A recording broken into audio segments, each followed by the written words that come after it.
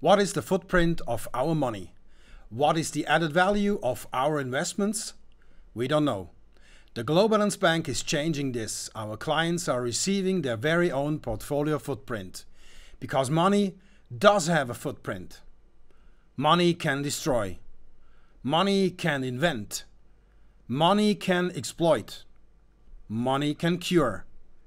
The footprint of wealth is positive if it delivers both a return in line with the market and a positive impact on the world. The portfolio footprint has been developed by Globalance Bank. It is unique in wealth management. Reto and Peter Zollinger explain it in this talk with Nina Müller. Hello Mr. Rinker, hello Mr. Zollinger. With SAM Group you have established important innovations, among others the Dow Jones Sustainability Index. Now again you are presenting a world innovation, the portfolio footprint. What exactly is this?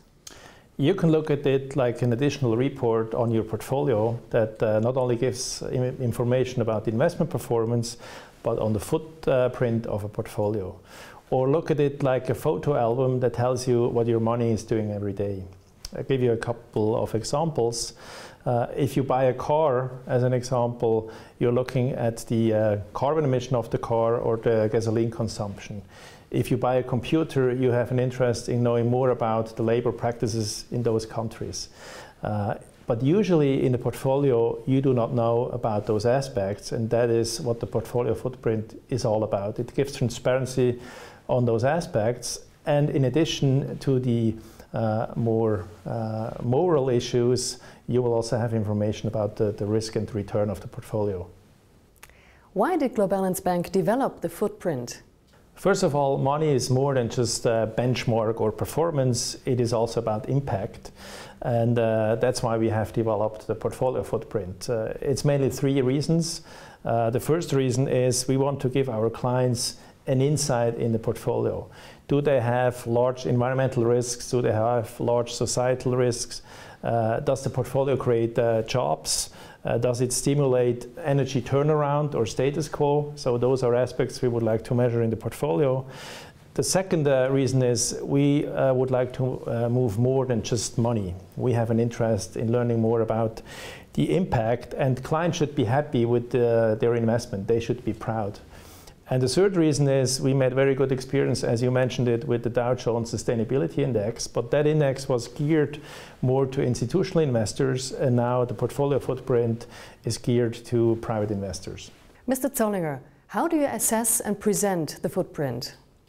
The footprint has an important purpose for the portfolio. It increases its resilience and it prepares it for future opportunities. To achieve this, three aspects are important. One, we really have to measure the impact of any investment to society and the environment. Second, we cannot be limited to stocks, to equity only. We need to assess all asset classes. Imagine you invest in a sovereign bond. If you finance a country which is not investing into education or is destroying its environment, the footprint of that investment would be negative. Thirdly, the criteria we're using are related to established, accepted global priorities. We've prepared a chart we can look at which shows how these criteria are organized. You can see on the left the economic dimension. This would focus on a criteria such as framework conditions for enabling sustainable business, transparency, or for example reducing corruption. In the middle, the social dimension, which would focus on issues such as sustainable production and distribution of food. And on the right-hand side, the environmental footprint emphasizes resource efficiency and protection of land. In short, we focus on what matters most. Please give us an example of a positive investment. In principle, the footprint can be negative or positive. Let me give you an example for both. In the oil and gas sector, for example, if you invest in a stock like Statoil, which has a very good health and safety record, the footprint might be positive. On the other hand, some of the lesser known national oil companies, such as PetroChina, have a less good health and safety record. Their footprint might be negative. With this methodology, we can identify differences in footprints within sectors and also between different sectors. You have assessed the footprint of the Swiss market index SMI. What did you find out? Yes, we have chosen this portfolio because it is very representative for what many investors hold in their portfolios, either directly or indirectly through their pension funds. It offers a widely diverse portfolio of the 20 largest stocks at the Swiss Stock Exchange. The result of our footprint analysis is very interesting, and we have prepared the following map we can look at. First, let me explain how this map works. Colors represent footprint. Green, positive footprint; red, negative footprint; and gray, the neutral footprint. The size of the squares represents the market capitalizations of the different stocks. So a large square means an important heavyweight of the Swiss market index. As you can see, the result is interesting. Only 17% of the Swiss market index have a positive footprint, and almost 80% have a neutral or slightly adverse footprint. In short, such a portfolio is not ideally prepared for the future. It is not constructed to minimize potential risks. Could you please explain 2 examples so we get a better picture of the philosophy and methodology? Let us look at a company like Syngenta. It's active in the agrochemical sector. For this sector, the environmental footprint is the most important one. Handling and producing and transporting fertilizers and pesticides is controversial and can create problems. Therefore, the footprint may be adverse. On the other hand, let's look at a company such as SGS Surveillance, the world's leader in certification. This company is responsible for much of the data we rely on. Their footprint is positive. The data for such analysis we receive from external partners, one of them being the MSCI ESG research team. Is it possible to improve this footprint, and if so, would there be added value? Yes, this portfolio can be improved. We have constructed a second portfolio where we only included the best companies with the best footprints. Let's look at the result in the following map. On the left is the map of the original SMI index, and on the right-hand side, the new portfolio with the improved portfolio. You can see that we have increased the weight of those companies with a positive footprint. This means this portfolio, this new portfolio, is still nicely diversified. It has no correlated risks, and it has an improved footprint. It is fit for the future. Mr. Rinker, is there any benefit of this optimized portfolio?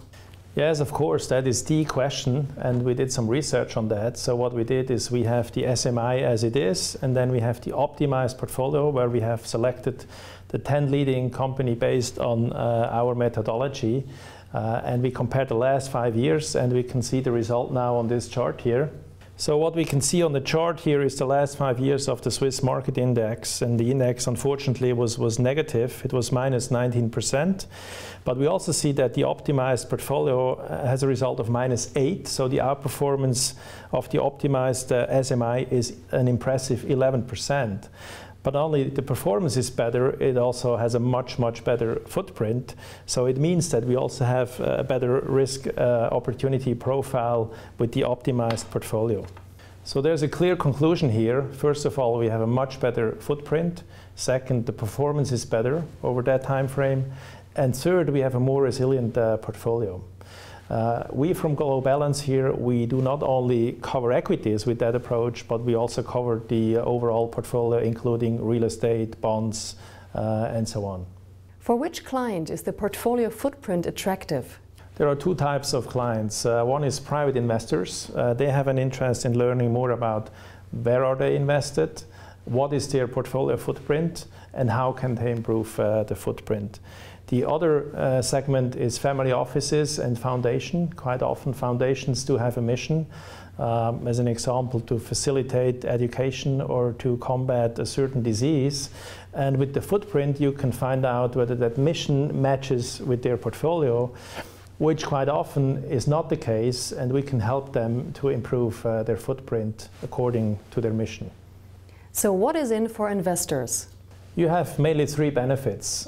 First, you have a more resilient portfolio, as we saw with the Swiss market index. Second, you have a much higher transparency in the portfolio. So you know more about your economic, environment, and societal risks. and also opportunities. And third, we have a wide experience in the team on those topics, on sustainability. Peter, as an example, he was a senior advisor on sustainability topics for companies like Nestlé, Novartis, or Holcim. And we have developed the Dow Jones Sustainability Index. So we have a very experienced team within the Globalance Bank. Thank you very much, Mr. Rinker, Mr. Zollinger, for this interview.